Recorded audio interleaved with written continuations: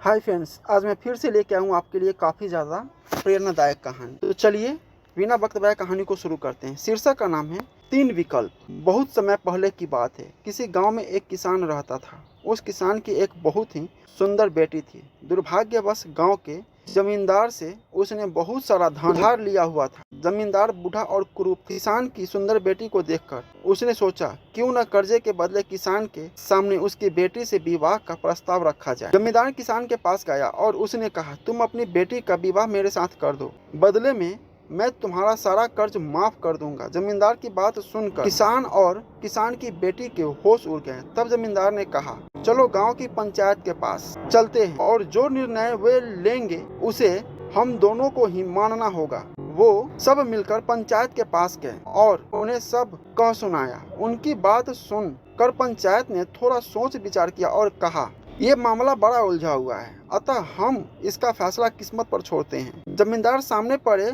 सफेद और काले रोड़ों के ढेर से एक काला और एक सफेद रोड़ा उठाकर एक थैले में रख देगा। फिर लड़की बिना देखे उस थैले से एक रोड़ा उठाएगी और उस आधार पर उसके पास तीन विकल्प होंगे। अगर वो काला रोड़ा उठाती है तो उसे जमींदार से शादी करनी पड़ेगी और उसके पिता का कर्ज माफ कर दिया जाएगा। अगर वो सफेद पत्थर उठाती है तो उसे जमींदार से शादी नहीं करनी पड़ेगी और उसके पिता का कर्ज भी माफ कर दिया जाएगा। अगर लड़की पत्थर उठाने से मना करती है तो उसके पिता को जेल भेज दिया जाएगा। पंचायत के आदेश अनुसार जमींदार झुका और उसने दो रोड़े उठा लिए। जब वो रोड़ा उठा रहा था तो तब तेज आंखों वाली किसान की बेटी ने देखा कि उस जमींदार ने दोनों काले रोड़े ही उठाए हैं और उन्हें थैले में डाल दिया। लड़की इसी स्थिति से घबराए बिना सोचने लगी कि वो क्या कर सकती है। उसने तीन रास्ते नजर आए। वो रोड़ा उठाने से मना कर दे और अपने पिता को जेल जाने दे,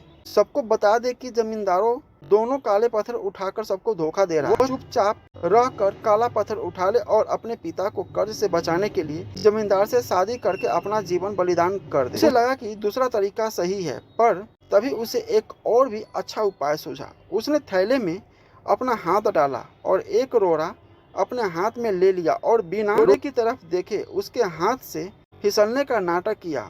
उसका रोड़ा अब हजारों ढेरों में गिर चुका था और उनमें ही कहीं खो चुका। लड़की ने कहा, हे भगवान, मैं कितनी फूहड़ हूँ, लेकिन कोई बात नहीं।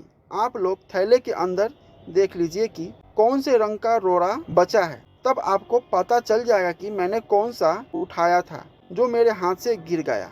थैले में बचा हुआ रोड़ा काला था। सब लोगों ने मान लिया कि लड़की ने सफेद पत्थर ही उठाया था। जमींदार के अंदर इतना साहस नहीं था कि वो अपनी चोरी मान ले।